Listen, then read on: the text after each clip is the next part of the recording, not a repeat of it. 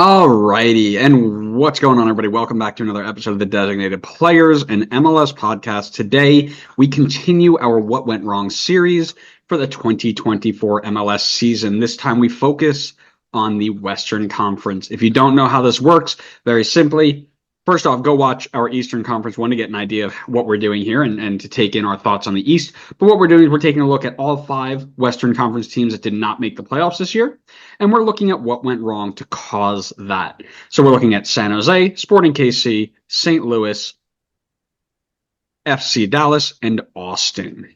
It'll be in that order because we do it on when they were eliminated. But I'm here with Connor. Connor, how you doing?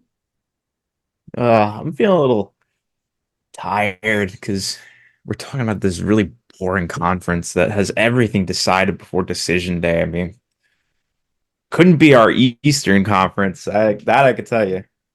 Listen, some things are just too elite, you know? Some things are just too elite. And that is the Eastern Conference, right? I mean, Um, elite Eastern Conference both start with E. I mean, I don't think there that's a you go. coincidence. See, you're a bright guy. You're figuring it out. That's good. But yeah, so if you don't know how this worked, we just said we're just going to go through all the teams. We're going to give some pointers on what they did wrong, in our opinion, based off of our very in-depth research. We may or may not share some non-biased agendas. Connor, specifically has one that he just really needs to hit home. But before we do any of that, of course, it's time for Scarf of the Week. Connor, what do you got? So I grabbed two scarves that, ironically enough, were on the bottom of my shelf, and the one on the most bottom, The fittingly, most bottom. the most bottom, were the Quakes, who are also the most bottom of this season. I also picked the team that won the Wooden Spoon this year, but I don't get a chance to show these off. So I brought out the Clash, throwing it back to good old MLS history. I love the color scheme. I love the old school logo. I love it all. Love, love, love. He's got a lot of It's love to all give. great. Yeah, that's just me. I'm a lover. Well, Speaking of San, I would love for you to start this episode up for us. that's great. And why don't we start where all the love is being spread with San Jose, eliminated all the way back on the 14th of September, almost a month ago on the date of recording, more than a month ago when this comes out. Our Wooden Spoon champions of 2024 had a really rough go of it. Just 6 wins in 33 matches to this point. My guess, probably going to be 6-34. 21 total points, and by and large, one of the worst sides in not just the league, but in history. They were so poor that Lucha Gonzalez was sent packing in June, and they never really recovered. After some impressive offseason signings, including a 30-plus goal scorer from Europe, two experienced fullbacks from Europe, they missed the 2024 playoffs. Connor, I ask you, what went wrong?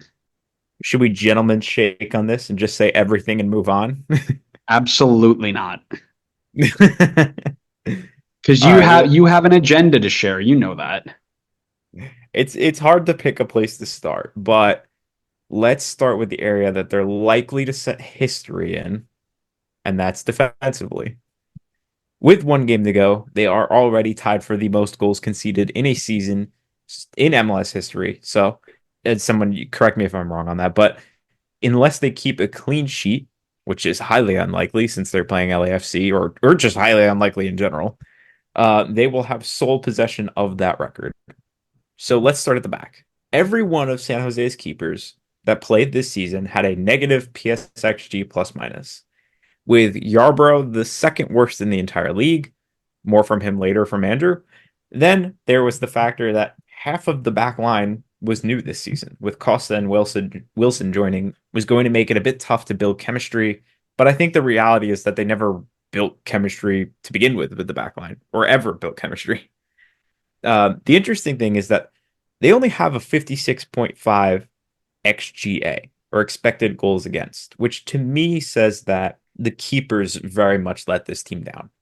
So, for reference, that the FCC team that also conceded 75 goals had an XGA of 63.8, so significantly higher than San Jose's. San Jose should not be in this conversation for worst defense. I mean, they were bad defensively, right? But they, based on their XGA, they should not be in this conversation of setting the all-time record for most goals conceded. But here we are. Having Daniel and JT hurt a lot of the year did not help this. So I do think that there is a way forward for them in this regard, but this was definitely a massive reason for the downfall this year. Yep, I'll follow on just with that and say defensive liabilities because anybody who follows our Twitter account, and if you don't, you should go look up the designated players on Twitter or X, whatever you want to call it, depending on if you're cool or not.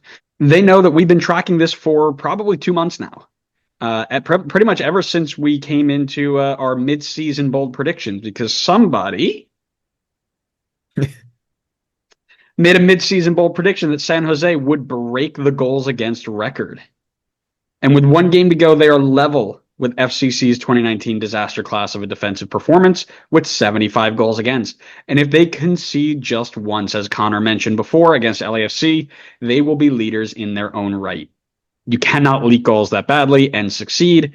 They didn't score a ton of goals either, but they don't do themselves any favor with their inability to keep the ball out of the net. And if you go onto Wikipedia, there's this whole like records page of like best players and best teams and whatever, and worst players and worst teams and whatever. If you look at all the teams that have a lot of those goals against, none of them made the playoffs and they're not very good. So, spoiler Shocker. alert. Yeah.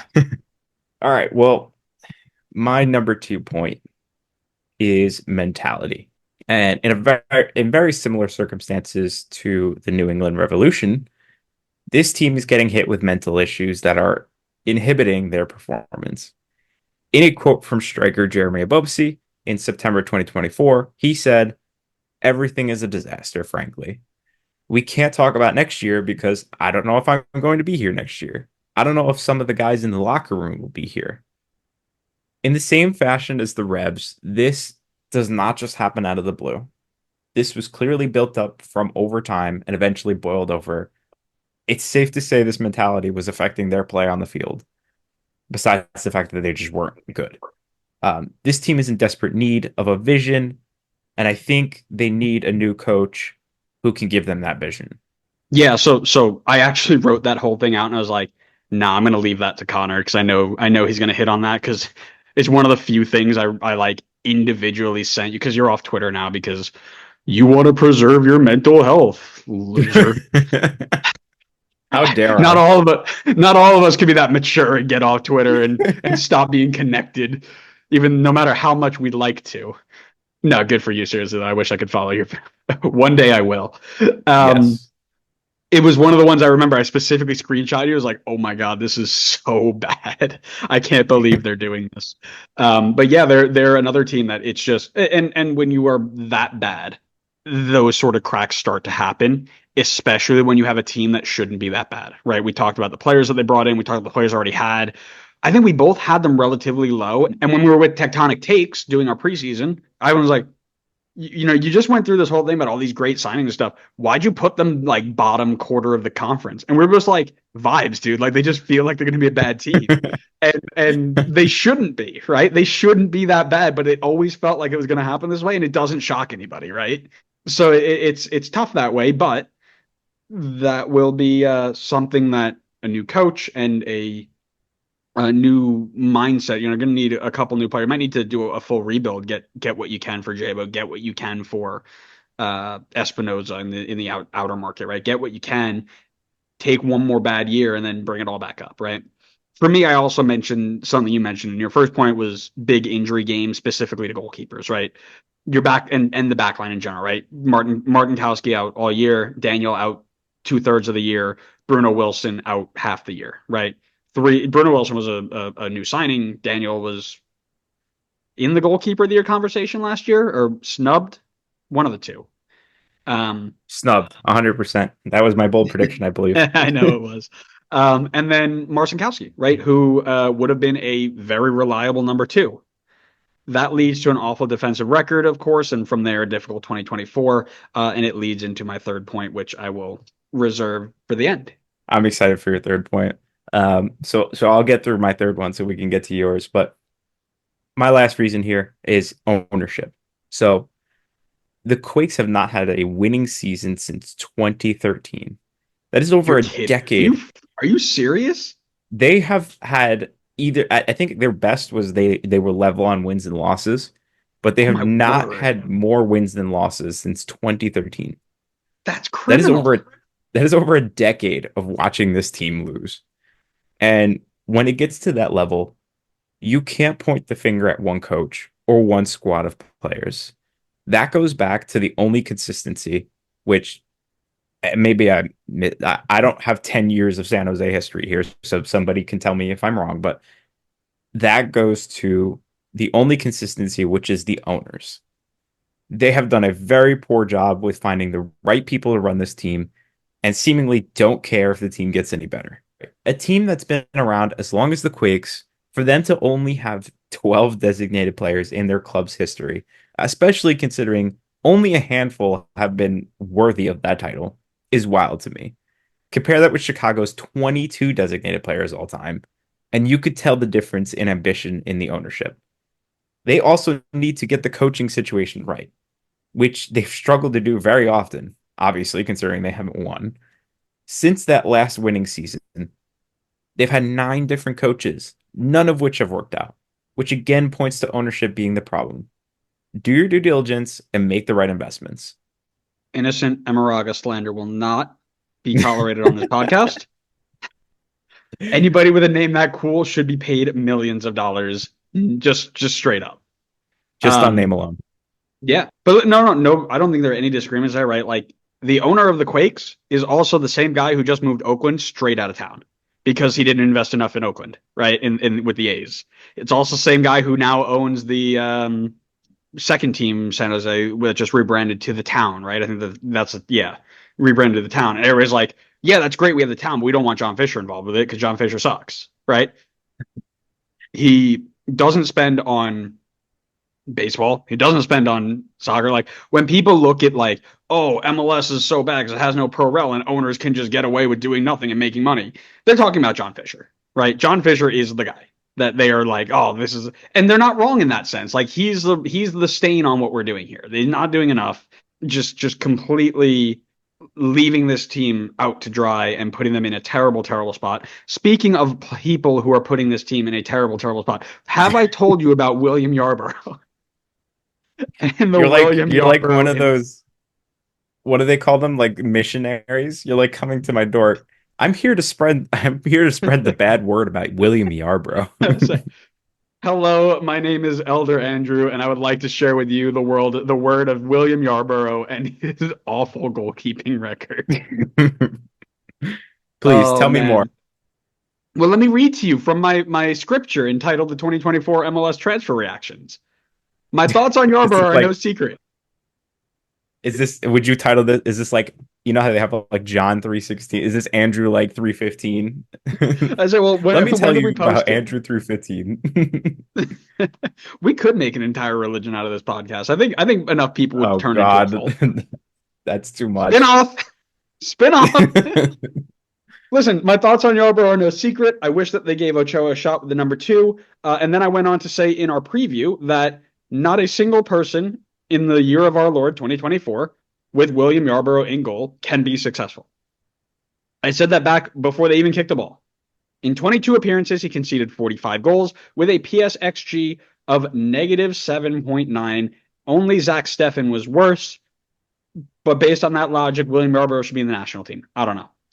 Um, JT Marcinkowski was out all year. Daniel was also out long term.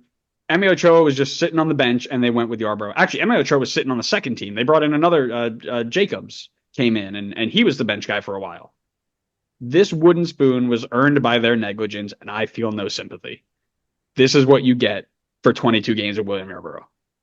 Bask in your poor decision making. Reflect on your inability to make the right decision. Hold your wooden spoon with pride and do better next year. He had one clean sheet in 19 appearances. That's actually insane. Yeah, like some of the goals he gives up are just shocking, and it's it's just not good enough. And what sucks is that, like I said, they were done for a month. They've been done for a month. Why not give this shot to Emi Ochoa, who I have no idea how you sign back onto a contract. He should have gone anywhere. USL, another MLS team, Mexico. He could have gone anywhere. I mean, the hype on this kid was legit. Why he hasn't, why he re-signed up to be the town FC goalkeeper when he was clearly not given a shot in the worst defensive team in MLS history. And I'm gonna just say that now because by the time this episode goes out, they will be on their way to it. That is the William Yarborough having a minus 7.9 and then being like, yeah, let's just roll with him until we get back. Like either Emi Ochoa is not as good as we thought he was, or this decision making is costing them success, which again is probably a combination of the two. But you're earning the wooden spoon at that point. That's not a oh man we had some tough luck with injuries and we had nobody else to replace him. Like you didn't even give him a shot. You went with the guy you knew wasn't going to be successful, and you left the guy with the potential on the bench. I mean, there was no better time to throw him out there. There's That's literally what I nothing to mean. lose. That's what I mean. Like, exactly? What are you going to lose, right? Okay, we're gonna concede a couple of extra goals because he's a kid, but he also is going to get actual first team experience instead of MLS Next Pro experience. Like, I don't know. I don't know. I I don't agree know. with you. This is yeah. I don't know. You stink, San Other things, Jose. Get it yeah, together. yeah. Do better. Hold that wooden spoon in the mirror and say, repeat after me. I will be better next year. I will be better next year. Hard to be worse. Yeah, for real. Other things I don't get. Peter Vermees still in charge of Sporting KC. You're telling me. I mean, I'm trying to have a bold prediction here. Well, here's your problem. You're predicting that he's going to fire himself. That's Yeah, that's a very that's true. very bold shout, right? So eliminated on the 21st of September, a week after San Jose. In Peter Vermees' 300th season, Sporting KC were the second team eliminated from the postseason. After a mesmerizing run last season, they could not replicate it in 23-24. Oh, that's just what I'm predicting the headline to be in 300 years because it's going to be the same thing. No, but again, he's here again. They couldn't make this late magic run. They're watching from the couch. What went wrong to send them there? Take it away, Connor. What went wrong is a resistance to change. Not because I'm biased. Not um, because you want to have one thing to look back on and say I was right. yes. All right. So I have my resistance to change is a two-parter. So I'll just cover one part for now, but um, the players aspect of it. So when I think of consistency in this league, I think of SKC, and not necessarily because they're consistently getting results, but because they bring back the same core of players almost every year with the exact same coach as well. And that definitely worked for a period of time. But as all sports dynasties go, there comes a point where the dynasty dies. And a team that isn't ready to face that reality will pay the consequences of not moving on. SKC is one of those teams paying the price. The last 3 seasons, this one included, have been losing records for KC. And two of those three have been very bad seasons. What have they invested to change that? Virtually nothing. The core is exactly the same, considering they spent a whopping 1.13 million euros over the last 2 seasons to build up this team. Mind you, they are sitting on 6 million euros from the Busio sale.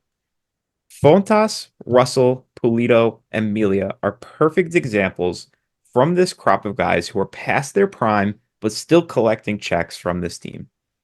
Before them, it was guys like Zusi and Espinosa, who were still decently sized parts of the team despite being well past their prime. They need to be willing to make changes in this team and try out new players and try out new systems and tactics because it's getting stale. They're getting figured out. And now they're 3 seasons on the bounce of losing seasons. And I know last year they made a little bit of a run, but they got lucky they had this expanded playoffs. Otherwise, they would not have been in that situation. So that's my part one of resistance to change. I will talk about part two in my next point. All right. Mine is not related to that at all, which is good. We have different viewpoints for the first time in a little bit. Um, I started with off the field issues, something if you listen to our last episode or as you listen to this one, there are very similar themes for teams that miss out. usually really bad in defense, really bad in attack, combination of the two, and they've got some weird off the field issues they need to deal with. And Sporting KC is one of them, right? MLS is full of great stories, crazy playoff runs, wonder goals, off the field craziness. In Sporting KC, it was Felipe Hernandez, who was the center of attention because in September, Hernandez's contract was terminated by the league for a second offense of MLS's gambling policies. Now, we can have a conversation around how ridiculous this is when they are, like many leagues, literally sponsored by betting companies all throughout the league. And we will have that conversation another time. But it's a rule, and he broke it. And he broke it twice. He was given a chance to be, hey, you bet on games. Don't do that again. Okay, guys, I just bet on another game. like, like he broke it, right? SKC's midfield already razor thin. Not having him there led to them playing players out of position. And according to our friends at WhoScored.com, they used multiple outside backs, including Jake Davis, Zorhan Basong, and Marian Tizonis, all to fill the center mid position at some point. Alan Polito played as a 10. Like they were so thin, and then this guy went in, got himself kicked out because he just couldn't stop betting on games, which is weird because you're getting paid like legitimate money to be there. Like you're not making pennies on the dollar here. Like I don't know what you need to bet for, but addictions are bad and people should get help. But he hurt them a lot by not being there in the end of the run there. Yeah, he took bet on yourself a little too literally. Nice. He listened to Zac Efron one too many times. Was like, I got you, kid. He's like, this is my anthem. All right, so part two for resistance to change is the coach. So then there's Vermees. And I am 100% biased in saying this. I will admit it because it was my bold prediction. But I'm shocked that Vermees is still at the helm. And I understand he's had a ton of great moments in charge of SKC, but the last three seasons have been losing seasons, and the team big time regressed from last year. They need something new, and I don't think Vermees is going to bring that. And reminder that Vermees had major say in transfers over the years, so only he can be to blame for the current state of this team right now.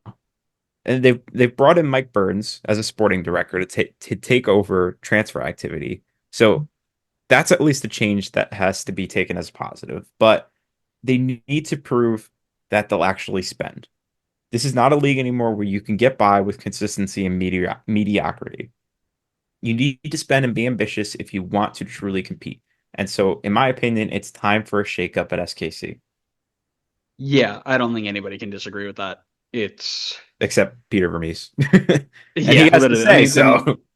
Well, because I remember tweeting something out right about middle of the first half of the season. Like they had gone 6 games on no wins, and they were bottom of the table. And I was like, all right, well, clearly Vermees and I think at that time it was Luchi Gonzalez. He was still at San Jose. Like those guys are clearly the two ones on the hot seat, right? And my mentions were flooded from SKC fans like, don't hold your breath. He's not going anywhere. They've already signed him for a 5-year deal, and he's going to see the whole thing out. We've been here, done that. Like he's not going anywhere. So poor SKC fans. I feel bad for them that they have to go through this again and again and again. The other thing they have to go through is what I've titled defensive malpractice and underperforming attack. Because similar to San Jose, Sporting KC leaked goals this year.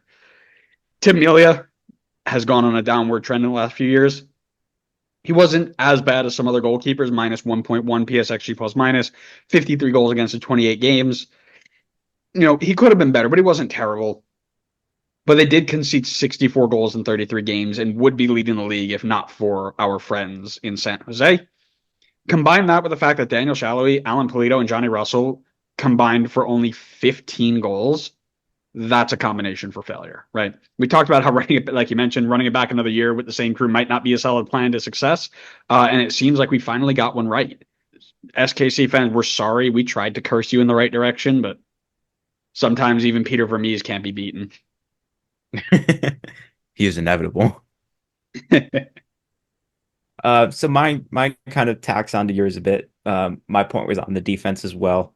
64 goals conceded is the joint third worst in the league. And for a team that scored a surprising amount of goals this season, the defense is where you have to point your finger towards. I think there's a couple of things at play here. So I think one is that there was quite frankly an over reliance on a 38-year-old Tim Melia net, who I think was not up to par this season. And he has two stats which I think speak a lot to the defense this year. And one of them is that he had a 59% save percentage, which does not bode well for how he has performed this season. But the other stat, as you mentioned, a minus zero point 0.8 PSXG plus minus, which is way better than you'd expect for someone with a 59% save percentage and 64 goals conceded, which leads me to the next part. And I think that is that the defense is just not good. Like, just flat out not good enough. In my opinion, they need to blow up the back line, and build the back line around Jake Davis. I think he has some potential back there, and the rest of it, I think you need to change it up, do something different. And I know blowing it up is not in SKC's DNA, but they need something new for once, and definitely in that back line. Even if it's just starting at the goalkeeper spot. I don't think you can keep rolling out Tim Melia till he's in a wheelchair, but You they might. definitely could. They I mean, might. listen, William Yarbrough still plays, so you can do whatever you want. I mean, Tim Yarbrough's only 35. He's not good, but he's not exactly like geriatric either. No, I'm not saying age wise, but if you can roll out William Yarbrough, you can roll out whoever you want. I mean, you can put me in goal for all you care. I don't. There are no rules at this point. Throw them out the Brad window. Guzan until he's 45. I know you want it. Last one for me. Inability to close out close games. So I took a look. They had 18 losses up to this point, could be 19 by the end of the year. 11 of them were by one goal, and they had seven draws as well. So we talk about it a lot where teams that miss the playoffs very often are teams that can't win close games or turn draws into wins, right? They lack that key impact player who is going to turn close games in their favor. You turn half the draws into wins and half the losses into draws. You're not top of the conference, but you're competing at the bottom of the playoffs. You're still in it, right? You're still close. And that's something that I think is going to be a key for their transfer policy this year is a game-changing 10. They really didn't have one since Gotti Kindo left, and I think he was the last one that we had that was like, oh, he's going to be good. Pulido's on contract to 2026. You probably could sell him on for a little bit of transfer value and replace him in the designated player spot. Or you can run it back and give him somebody to actually create. But either way, dropping him into the 10 and running Willie Agata up there, clearly it didn't work the first time, and maybe you need to just rotate them out together. Eric Tommy's doing a lot from the 8, but I think it'd be better if you can combine him with somebody at the 10 role whose just only job is to create. And honestly, Johnny Russell's getting up there in age. You might not see him around very much because his They're all contract's up at the end of the year. they're all up Like there in you, age. yeah, you may That's see the a very problem. new look.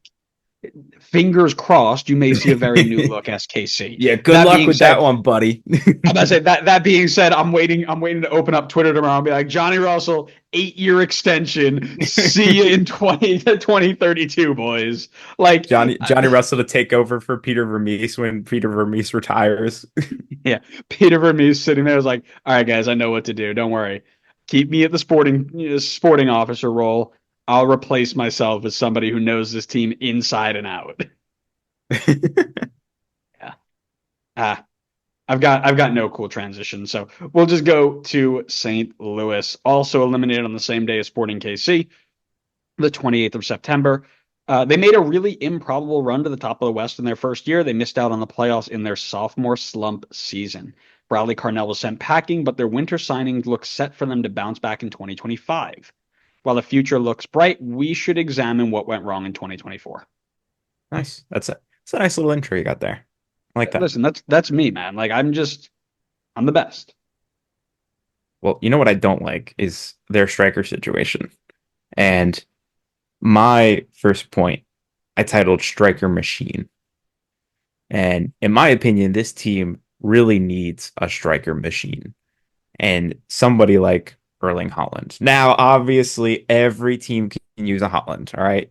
But what I mean by that is a striker who only thinks about goals, a striker who has like 10 touches a game and half of them are shots at goal or tap ins.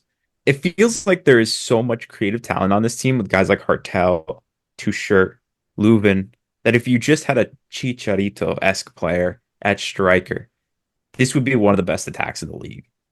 Right now, they have Klaus up top, but for me, he almost falls more in that creative label as well, especially considering he's only got 15 goals in 3,200 minutes in his time with his time in St. Louis so far.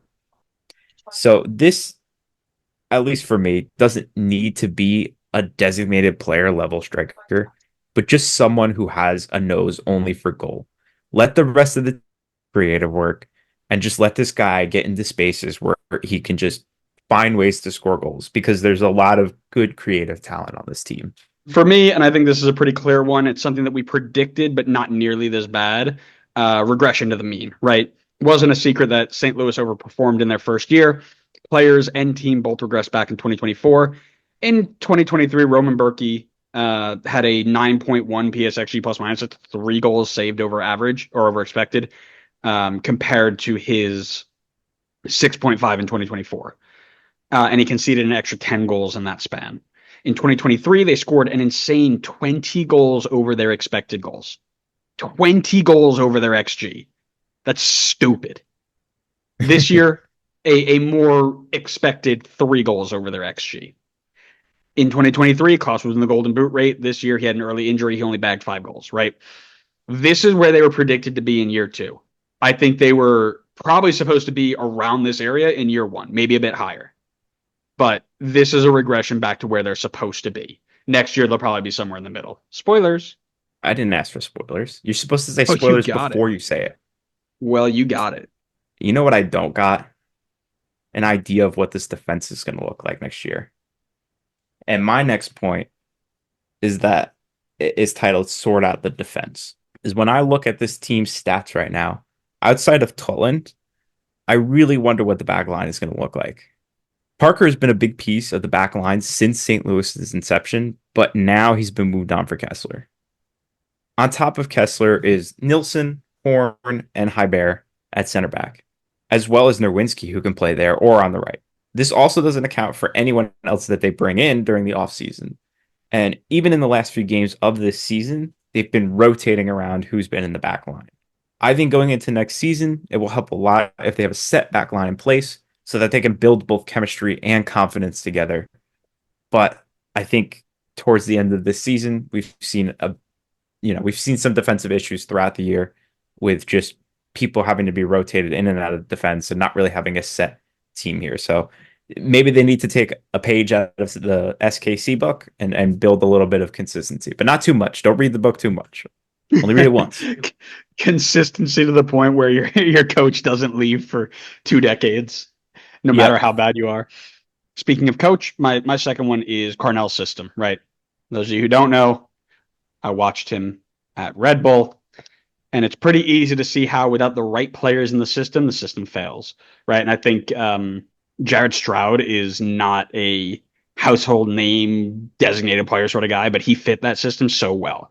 And when he left, they were a little thin, and they were able to, that system wasn't as good as it was with him, right? And it shows in the attacking output of the St. Louis side, right? Their top 2 goal scorers are people they brought in during midseason transfer window this year. No one in that team has over 10 goals this year. The system failed the players that it had. For whatever reason, the system also involved bribing the other team to give it to them outside of the 6-yard box like 30 Move times. on already. Come on, move on. It's last Um, year. but it wasn't a surprise that there was an uptick in output when the new manager and new players came in who allowed them to play a little bit more freedom. They got more players who could play in that system. Like that change doesn't shock me, which is why I'm not worried about this team. But you can tell that system that they used that only had one option: get it high, press hard, win it back, score, right? When those players can't do that, with Klaus getting hurt, with Stroud moving on, that system isn't as potent and as successful. And if you don't have a plan B, you're going to be you're going to be poor, right? So when the new coach comes in and says, "Hey guys, let's play football," you see there's an uptick in attacking output. Yeah. So I And guess I will kind of never move along. on, by the way. I don't know what sort of like match fixing that is, but I will never move on. Anyway, I'm going to move on to my last point here, and it's in a similar vein to what you were talking about, and I've called it lack of time. So there's been a lot of change with this team in this season, and mind you that this is only their second season of existence. So the changes come fast and furious. Carnell was shockingly fired early during this season after an incredible inaugural season. So majority of the year has been under a caretaker manager. Add to that the previously mentioned trade involving one of their team leaders, Tim Parker, and that's another big change for the side. Lastly, they also added a few big time additions in Hartel and Toyshart, joining up with the team in the summer. So they still have to build chemistry with the rest of the team, despite the fact that they've both been on a very good start with the team so far. I think finding the right manager and giving the team an offseason to gel will be huge for them leading into next season. I think the momentum has already started to shift in their favor, considering they've only lost two of their last 9 games. Reminder, this is recorded before their last game, so could be 3-10, but we'll see. Damn. Was really riding that end of year prediction for them, huh? Maybe. I mean, you mentioned it first. Oh, My wait, last did one, I make an end of year prediction for them? yeah, you said that they were going to miss the playoffs, but they were going to win a bunch of their last games and like end on a high note. Which I would say they have. Don't even remember your own predictions. This is why I'm beating you. That's because we haven't Um, done the recap episode yet. my last one, similar to our friends in SKC, we're back to off the field issues, and I don't think issues is the right word for this team. But similar to SKC, they had multiple off the field. I use the term situations that took away from the on the field product. Right, Edward Leuven, one of their best players on the team, had to miss 10 games this season because his wife was going through brain cancer treatment. Right, Najee Bloom, central midfielder in the team, suspended for violating team rules, and even though there was no specification on what it was, he was sent back to South Africa before the end of the year.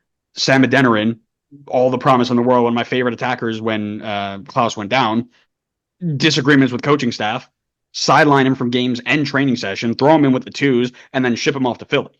And we say this all the time, right? You can't keep your locker room in order. That stuff tends to drift onto the pitch, cause issues in your play, and it probably played a little bit into blah, blah, blah. Probably played a little bit into St. Louis's rough season. However, the good news is things are looking up. The bad news is they have to wait 4 months till they can see it happen again because they are out. Is that a baseball reference? You want to talk baseball? Let's go Mets. Am I right? Let's not get sidetracked here. Stay focused. I think we should skip this next team, but we What can't team? because it's vibes. We're talking about FC Dallas eliminated on the 5th of October. We really should skip over this team because it may be our worst podcast curse of all time. Connor, can you guess where we predicted this team to finish last at the beginning of the season?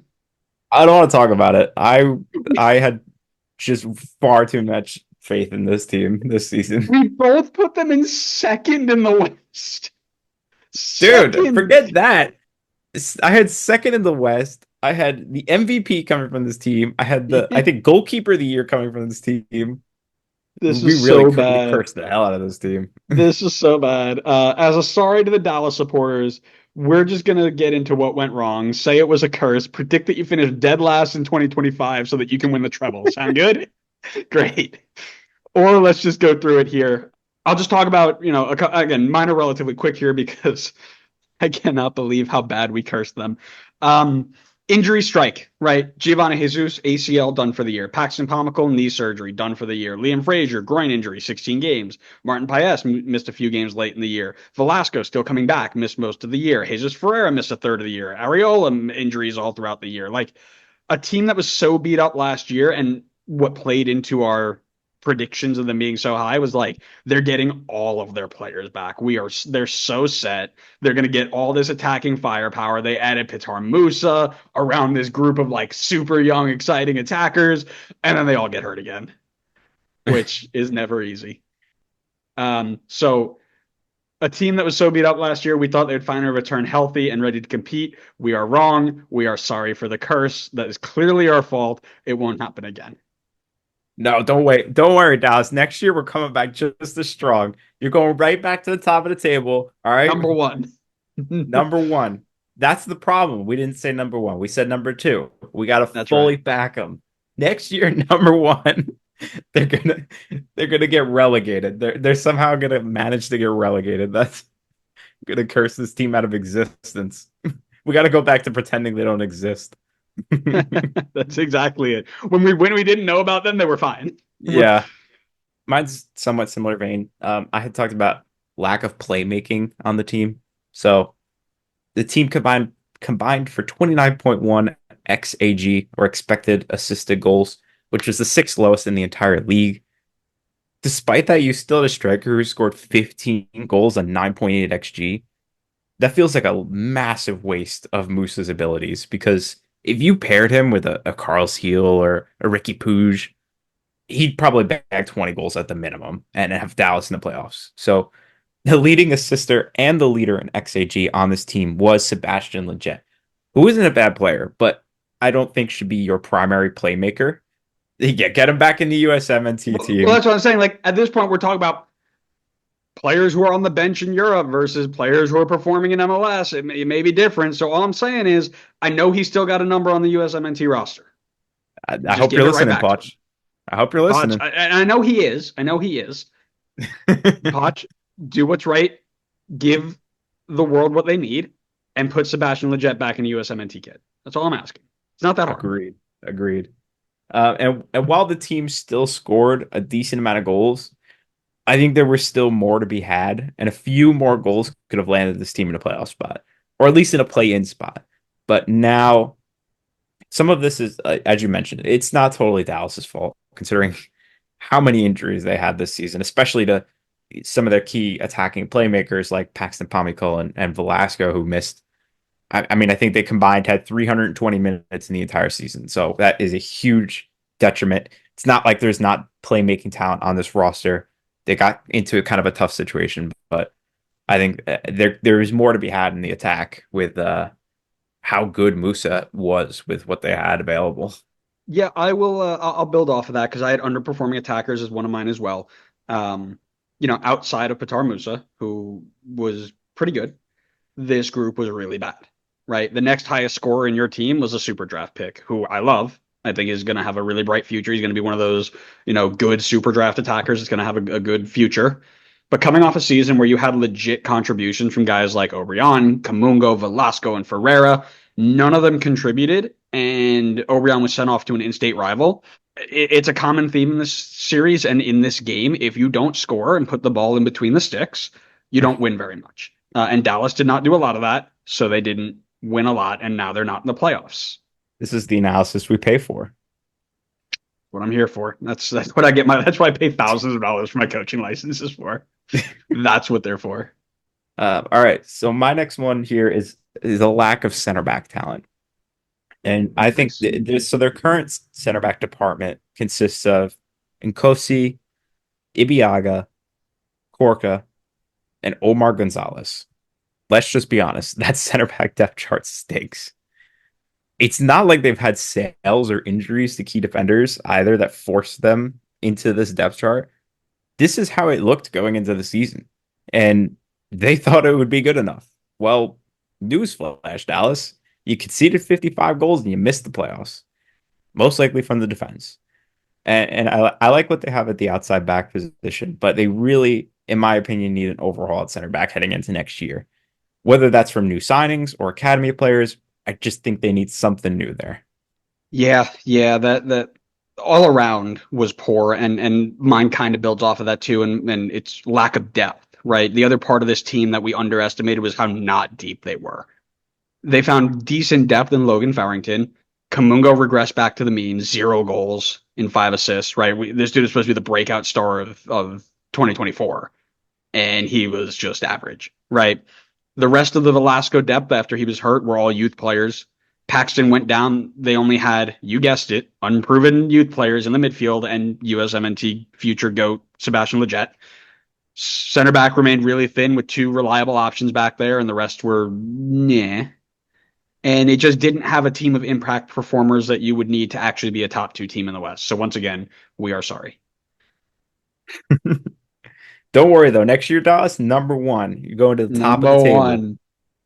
Everybody's going to come back healthy. Number one. Oh man, a So team that. my oh, I still have one more. Oh, Excuse do me. you? Player roll. Whoa. My last point for Dallas is no show on the road. FC Yes. Dallas was the worst team in the entire league on the road this season. That is even worse than that god awful San Jose team. They had one win, six draws, and 10 losses on the road this year, meaning that they got less than 10 points over the entire season on the road this year. Their home form is good enough to land them in a comfortable playoff seed, like 5 seed in the playoffs. But they were so bad on the road that they went from a comfortable playoff seed to completely missing out on the playoffs. They need to find ways to get results on away days, or they will simply not make the playoffs, almost regardless of how good they are at home. Can't argue with that. If you're not winning games, you're not making the playoffs. But if you're not playing well on the road, you're definitely not making it. I want to find. I've been telling myself I need to do this, but I want to go in and be like, what is the average number of road wins you need to be like generally in the playoff picture? And I feel like it was like 3 or 4 on average. But Yeah. even then, Okay. that's So like the low end. That's like the low end. And mhm. two and 1 wins on the road is not good enough. And No. even if that is like for whatever reason, like you go undefeated at home and you just get murdered on the road, like you're not getting yourself a home playoff games. You might as well just give up because you're gonna get killed in the in the Yeah, in the that's away true. games anyway. That's true. Um, so speaking of Dallas's in-state rivals, why don't we move on to our final team here in Austin FC, eliminated also on the 5th of October. They underperformed for a second straight season, which was enough to send Josh Wolf, the only head coach in club history, packing. And while they look forward to a fresh start with new ideas and new winter signings ready for a full season, we should look back at what went wrong in 2024. I'll send it your way. Thanks. So all three of mine are kind of a little bit overlapping. So I'm kind of attacking one overall point here, and I'll kind of just start with the general gist of it. There's no attack. I mean, just look at the standings, and the biggest problem will smack you square in the face. This team cannot score goals. There's a decent chance that they finish this season as the worst goal scoring team in the league. And honestly, looking at the roster, I can definitely see why. Defensively, they were solid. So the focus definitely needs to be on the attack. 36 goals scored with one game to play is never going to get you in the playoffs unless you have one of the best defenses in the league. And while Austin's defense was solid, it was not top of the league. They have the lowest XAG in the league. So it's not even like they created chances and weren't finishing. They weren't even creating to begin with. Maybe this is a product of a lack of creativity, but their leading scorer is Obrian, who is a winger they took a flyer on after getting sent out of Dallas, which leads me into my next point that I will talk about afterwards. Building off of that, I had lack of attacking options, right? So if you look at the roster on transfer market, which again, as accurate as you want it to be, 66% defensive players. There are 9 players who play as a 9, 10, 7, or 11. The rest of them, all defensive minded or goalkeepers. That's a really bad roster balance, right? Especially in a league where strong attackers are a premium and really, really make a difference. This roster always felt weirdly built, and I think we talked about that when we were on with our previews, and it proved to be true by the end of the season, and they were eliminated on the second to last day. Yep. And building on my first point here, they have no striker. Last season, this was a point for me as well in what went wrong. And we're still here talking about it because they didn't properly address the problem. Last season, Zardes was poor at striker for them and allowed teams to focus on containing Driussi. This season, Driussi was even more contained, meaning the strikers more than ever needed to step up, and they still couldn't. Their solution in the offseason to try and address this problem was to bring in Diego Rubio, who had a strong 2022 season with Colorado, but was coming off a down year in 2023. Rubio was not able to fix the problem either, and Zardes was no better than the season prior. A small bit of excuse I'll give them is what I mentioned before about how there is no playmaking. However, Musa, as discussed just previously in the Dallas section, also had no playmaking, but still managed to bag 15 goals. So the truly good strikers will still find ways to score. The problem is, I don't think Zardes or Rubio are the type of guys that are able to do that for them. And we sit here with another year of strikers scoring less than 5 goals on their team individually. You're reading my mind here because I had a build off of just underperforming attackers, right? So starting with the designated players, only two of them on roster. One of them came in mid-season. I think one of them was moved out mid-season as well, but they relied heavily on Sebastian Driussi. And barring some big decision day breakout game, he won't even finish as his team's top goal scorer, which is crazy, right? That's going to be Haidar Obrian. They then brought in Osman Bukhari, who looked like he was going to light the league on fire from minute one, just have one goal in 700 minutes since joining the league. Now, next season, we're going to be doing a prediction of the David Goss theorem player of the year. And he may be that player who comes in mid-season this year and then breaks out in 2025. We'll have to see. But there were other players who were not designated players, as you just mentioned, who were expected to contribute but didn't. This includes Diego Rubio and Josh Zardes, both only finishing with 4 goals, right? So Austin are one of a handful of teams without double-digit goal scorers. Most of those teams are in this list, and there's a reason for it. Because as we've mentioned, if you don't kick the ball through the white sticks, no win. If you no win, you no go playoffs. I'm glad you could dumb it down for everybody listening. That's what I'm here Um, for. yeah, so my last point, you kind of touched on it a little bit as well, an over reliance on one player. In 2022, Austin seemed to have found themselves a star in Sebastian Driussi, who managed 22 goals and 7 assists to lead Austin to second in the West. He was an MVP finalist and looked to only just be hitting his prime. He was the perfect guy to build a team around, or so we thought.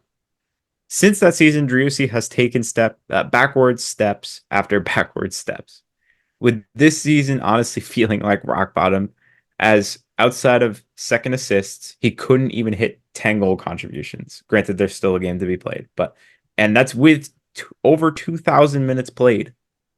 Maybe this is a product of teams figuring out how to play him. Maybe it's Wolf's tactics getting stale, or maybe a combination of the two, but he has been on a steady decline.